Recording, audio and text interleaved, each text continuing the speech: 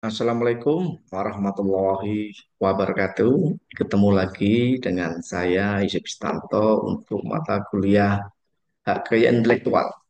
Pada pertemuan kali ini kita akan masuk ke pengenalan mengenai hak cipta. Ini adalah materi yang pertama, yang mana materi ini akan kita sambung untuk materi berikutnya di pertemuan yang akan datang. Materi hak cipta kali ini kita akan awali ya dari pemahaman bahwa yang namanya aturan hukum itu dibuat untuk menciptakan ketertiban. Kita mau tahu dulu nih bahwa setelah mahasiswa mengenal atau mendapatkan materi tentang kekayaan intelektual nanti bisa membedakan mana hak cipta, mana paten, mana desain industri, mana merek, dan mana rahasia dagang, serta yang lainnya. Intellectual property rights atau kekayaan intelektual, terutama hak cipta, ini dalam sejarahnya itu adalah berasal dari Inggris, yang mana istilah copyright merupakan pengertian dari kata right to copy atau hak untuk mengcopy atau menggandakan. Copyright dalam Inggris ya, kerajaan Inggris itu dimaknai sebagai hak yang diberikan oleh kerajaan kepada percetakan, yang mana hak ini adalah untuk menggandakan buku setelah percetakan tersebut mendapatkan izin dari pengarangnya untuk menggandakan. Di Inggris ya, secara besar itu ada dua tahap secara perkembangan hukum hak cipta. Yang pertama adalah tahap abad 16 sampai abad 17, di mana saat itu pemerintah kerajaan Inggris mengambil peranan dengan menyatakan mendeklarasikan diri sebagai pihak yang memiliki otoritas atau hak prerogatif atas percetakan. Selain itu, kerajaan itu juga mengklaim kemenangannya untuk menentukan peraturan terhadap perusahaan yang bergerak di bidang perusahaan atau percetakan. Tapi yang kedua, yaitu setelah berakhirnya masa prerogatif kerajaan Inggris tersebut, maka eh, diawali masuk dalam tahap di mana Inggris sudah mulai adanya undang-undang yang mengatur khusus hak cipta atau dikenal saat itu adalah Undang-Undang AIN. Undang-Undang AIN atau State of AIN pada tahun 1710 itu lahir di Inggris. Nah, undang-undang ini memberikan hak eksklusif kepada para pencipta untuk mencetak buku yang berisi karyanya, dan ia bisa menetapkan hak ini untuk penerbitnya. Artinya apa? Undang-undang hak cipta yang ada adalah masih dalam tahap terkait dengan percetakan atau karya tulis dalam buku. Nah, kemudian di Inggris abad 19-an ya, di mana pada saat itu terdapat kurang lebih sekitar 18 ketentuan hukum yang berkaitan dengan hak cipta. Nah, karena banyaknya ketentuan hukum yang mengatur hak cipta ini, maka perlu adanya konsolidasi sehingga diharapkan setelah ada konsolidasi itu ada kesatuan mengenai undang-undang yang mengatur hak cipta di Inggris. Ya, kemudian lahirlah undang-undang hak cipta yang pertama ya di abad 19 tersebut, yang mana hak cipta Inggris ini, kerajaan Inggris ini merupakan hasil ratifikasi dari Undang-Undang Berlin 1908 atau hasil konvensi Bern Convention. Ya, kemudian mereka menjajah Amerika, ya Indonesia Amerika, kemudian Amerika karena dia adalah bagian dari koloni Inggris pada saat itu, maka banyak sekali ketentuan hukum dari kerajaan Inggris yang diadopsi oleh Amerika untuk menjadi hukum di Amerika. Sehingga awalnya itu Amerika itu membuat suatu undang-undang hak cipta, yang mana undang-undang yang dibikin oleh pemerintah Amerika saat itu ya sangat mirip dengan isi pada undang-undang di Inggris. Nah, sekarang kita beralih ke Indonesia. Bagaimana sih peran dengan hak intelektual di Indonesia? Jadi itu diawali dengan ketentuan Authors Right yang dibuat oleh pemerintah Hindia Belanda ya 1912, yang mana ini adalah undang-undang hak cipta negeri Belanda yang berlaku pada daerah jajahnya di timur jauh. Nah, setelah Belanda selesai, kemudian Indonesia mendeklarasikan kemerdekaan, ya pasca dijajah Inggris, dijajah oleh Jepang, maka diberlakukanlah namanya asas konkordansi. Konkordansi ini mendasarkan diri pada ketentuan pasal 2 ya aturan peralihan Undang-Undang Dasar 1945. di mana Recht ini masih tetap berlaku sepanjang belum ada ketentuan hukum yang mengatur lebih, ya, atau mengatur lain. Kemudian dalam perkembangannya 1958, Perdana Menteri Juanda menyatakan Indonesia keluar dari konvensi Bern, ya, atau tidak melakukan ratifikasi terhadap terhadap ketentuan perjanjian internasional terkait dengan kekayaan intelektual. Hal ini dimaksudkan apa? Dimaksudkan agar nantinya intelektual-intelektual muda Indonesia dapat memanfaatkan hasil karya mereka, hasil karya, hasil ciptaan, karsa dari orang-orang asing itu, ya bisa dimanfaatkan oleh intelektual kita tanpa harus ada kewajiban royalti. Kenapa? Kalau kita meratifikasi perjanjian internasional, maka kita punya kewajiban untuk, ya, untuk apa? Untuk melindungi hak cipta. Sehingga konsekuensinya adalah kalau ada yang memanfaatkan hak cipta itu atau hasil karya mereka, maka harus memberikan royalti. Dan Indonesia keluar secara resmi itu di tahun 59. Ya. Tapi tahun 97, 95 Indonesia kembali lagi masuk ke sebagai anggota dari konvensi Bern. Nah, kalau kita melihat sejarah, jadi banyak sekali saat itu yang menjadi cikal bakal lahirnya Undang-Undang Hak Cipta itu adalah ada beberapa perjanjian internasional atau international treaty. Mulai dari Konvensi Bern, Bern Convention, International Copyright Convention 1952 di Jenewa, Swiss, kemudian ada Rome Convention 1961, ada WIPO Copyright Treaty. WIPO ini adalah wadah PBB yang mengurusi ke intelektual atau World Intellectual Property Organization. Yang mana kemudian ada dilanjut ada pertemuan Marrakesh, ya, di Maroko yang hasilnya adalah memfasilitasi akses atas ciptaan yang dipublikasi bagi para penyandang disabilitas.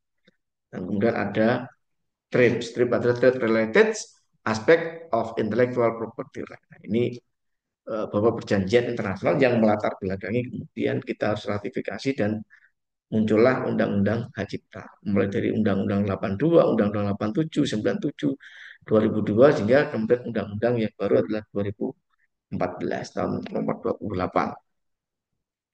Nah, sekarang kita masuk nih, apa sih yang dimaksud dengan ciptaan? Rekan-rekan mahasiswa, yang dimaksud dengan ciptaan di sini adalah hak eksklusif bagi pencipta, di mana hak ini timbul secara otomatis berdasarkan prinsip deklaratif.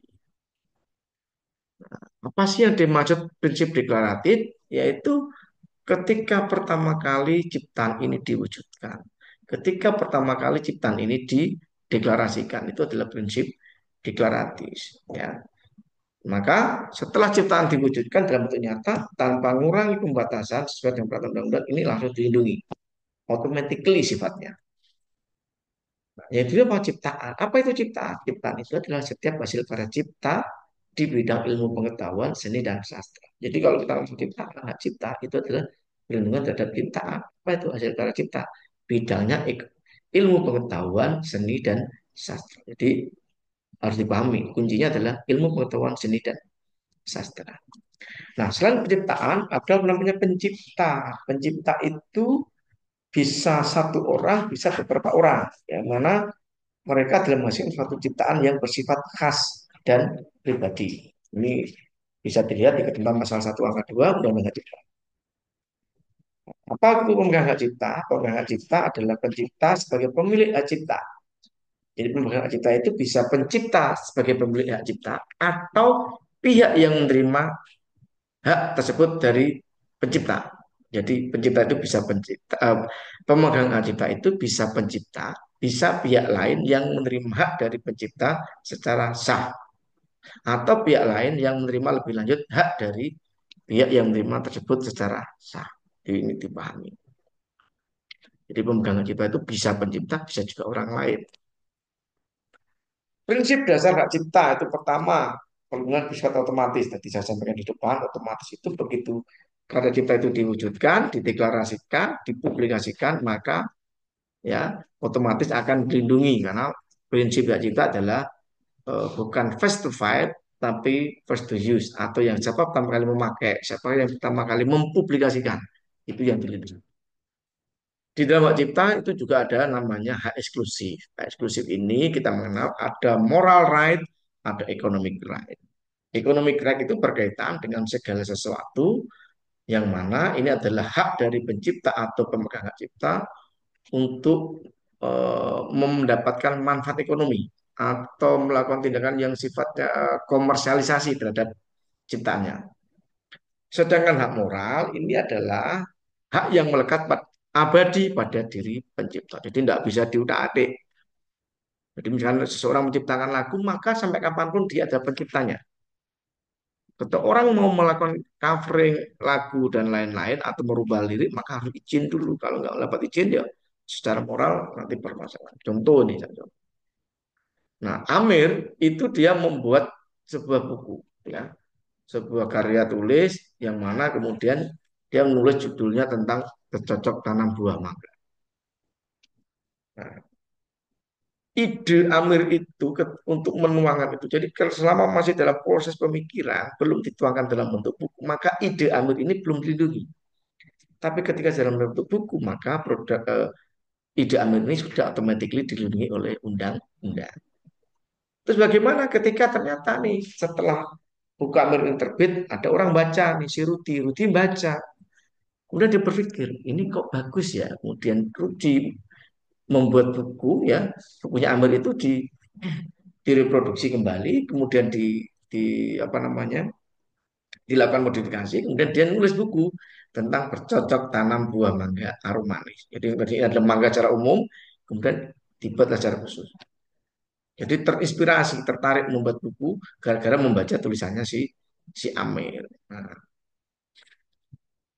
Nah, buku Rudi kemudian terbit. Nah, pertanyaannya apakah ini melanggar? Maka ini tidak bisa dikatakan melanggar. Ya. Kemudian ada contoh lagi, misalkan ya ada seorang penyanyi ini Michael Angelo Michael ini ada pencipta lagu sekaligus penyanyi, dia membuat lagu katakanlah yang ramai hati tambal ban. Terkenal nih banyak orang yang suka, semua umur karena macam suka dengan lagu ini. Kemudian ada seorang warga negara asing, yang mana warga negara asing ini dia suka lagu itu, kemudian dia coba nih lagunya di aransemen ulang, liriknya diduplikasi, ditranslatekan ke bahasa Korea, ya. Kemudian diubah judulnya tersendiri, ya. Kemudian Young Jun mengganti, jadi nama penciptanya yang tadinya adalah Michael diubah jadi Young Jin. Nah, apakah Young Jin adalah melakukan pelanggaran? Maka kalau kita bicara mengenai ketentuan hukumnya, ya tindakan Yung Jin ini dapat dikatakan melanggar karena kalau dia mau merubah lagu, mengaransemen ulang, mau melakukan modifikasi, ini ada moral right dari si pencipta sebelumnya. Ya, harus izin dulu, tidak bisa kemudian si Yong Chen seketika kemudian mengubah itu. Ini ada pelanggaran. Kemudian prinsip dasar yang lain ya, pencipta dan pemegang hak cipta. Jadi kita melihat moral right-nya, kalau pencipta itu hanya yang melekat adalah moral right-nya, itu melekat, tidak bisa dialihkan. Sedangkan pemegang hak cipta itu yang dikelola adalah hak ekonomi saja, atau yang berkaitan dengan komersialisasi dari suatu ciptaan. Jadi tidak ada moral right di pemegang hak cipta, karena moral right hanya dipegang oleh pencipta. Nah, berkaitan dengan hak cipta itu kita mengenal ada apa namanya pertunjukan ya pertunjukan ada hak terkait ya nanti ada pertunjukan ada lembaga penyiaran juga. Ya, kita lanjut rekan-rekan mahasiswa ya di berikutnya ada namanya lembaga manajemen kolektif. Nah, lembaga manajemen kolektif itu apa? Jadi lembaga manajemen kolektif ini ya itu adalah suatu lembaga yang diberikan kewenangan oleh pemerintah dalam Undang-Undang 28 tahun 2014 untuk melakukan konsolidasi atau melakukan penarikan royalti secara kolektif. Kenapa? Karena pencipta, pengguna cipta ini punya hak ya untuk mendapat imbalan dari penggunaan hasil ciptaan mereka atau produk hak terkait untuk kepentingan komersial. Nah, pengelolaan kepentingan komersial inilah terkait dengan royalti itu dikelola oleh namanya lembaga manajemen kolektif atau kita sebut LMK. Atau dalam bahasa aslinya adalah Collective Management Organization. Nah, meskipun secara prinsip dapat saja sih penarikan royalti dilakukan oleh pencipta atau pengcipta, namun pada umumnya penarikan ini dilakukan melalui namanya LMK atau Collective Management Organization. Nah, tipe-tipe yang dikelola LMK yang pertama adalah hak pertunjukan musik. Itu yang bisa di tempat umum, bisa di restoran, diskotik, karaoke, atau tempat lain. Hak penyiaran, nah, ini bisa melalui live atau rekaman radio dan televisi. Kemudian hak reproduksi, ya, hak pertunjukan drama, hak penggadaan atau reprografi karya sastra, musik, dan seterusnya. Hak terkait.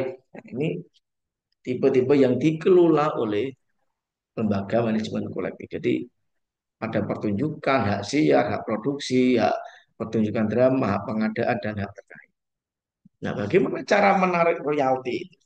Ada tiga cara yang digunakan. Yang pertama adalah traditional collective management organization, ya, di mana mewakili anggota organisasi ini LMK itu bisa melakukan negosiasi atas harga dan syarat penggunaan hak yang diberikan dalam lisensi, mengambil maupun mendistribusikan royalti. Di LMK ini dia melakukan negosiasi terkait dengan nanti kalau ada orang mau pakai anggotanya, pakai ciptaan anggotanya atau melakukan melakukan apa modifikasi, mau memanfaatkan economic track dari kepunyaan anggotanya, maka LMU ini punya kewajiban untuk melakukan negosiasi atas harga, untuk menentukan tata cara untuk proses lisensi maupun tata cara bagaimana pemungutan royalti maupun pembagian royaltinya. Metode yang kedua adalah rights clearance center. Ya, di sistem ini CMO atau Collective Management Organization dia berperan sebagai agen, jadi pemilik hak. Ya, dia adalah agen yang akan selalu mengingatkan penggunaan karya ciptaan dari pencipta.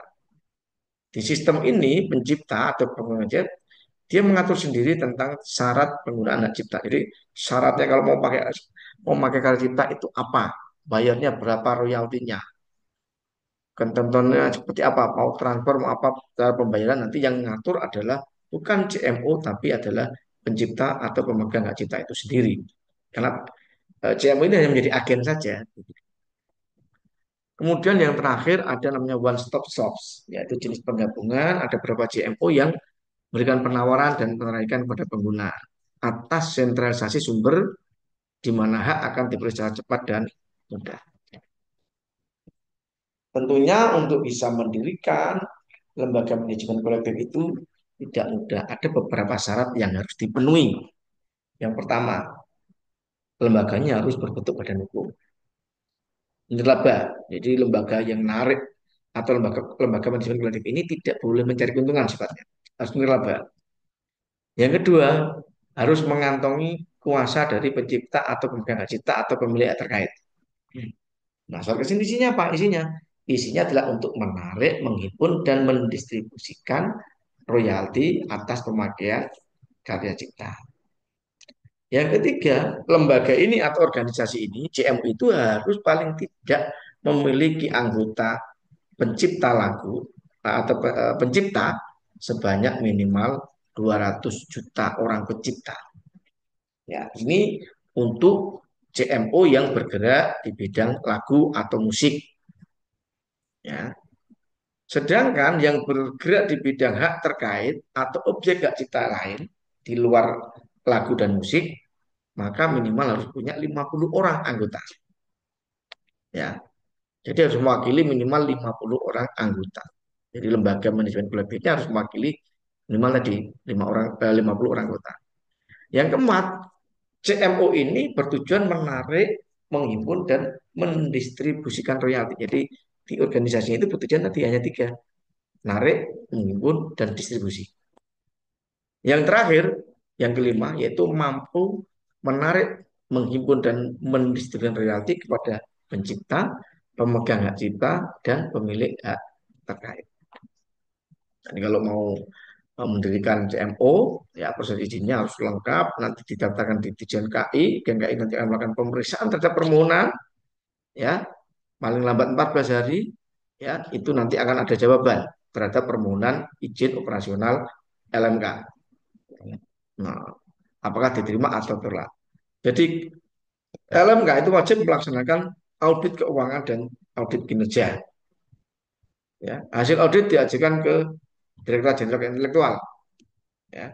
Kemudian DJKI melakukan evaluasi terhadap LMK nasional dalam waktu minimal 1 tahun sekali.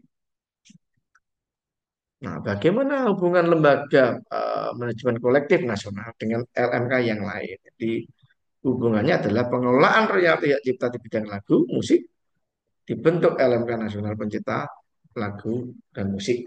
Ya, LMK Nasional Hak Terkait. Ya, nanti ada poinnya. Nanti banyak hubungan antara LMK pusat, LMKM, dan LMK di daerah. Ya, saya kira itu ya, rekan-rekan mahasiswa. Harapannya semoga ini nanti dapat memberikan manfaat pada rekan mahasiswa. Terima kasih atas perhatiannya. Kurang lebih mohon maaf. Wabillahi taufiq wal hidayah. Wassalamualaikum warahmatullahi wabarakatuh.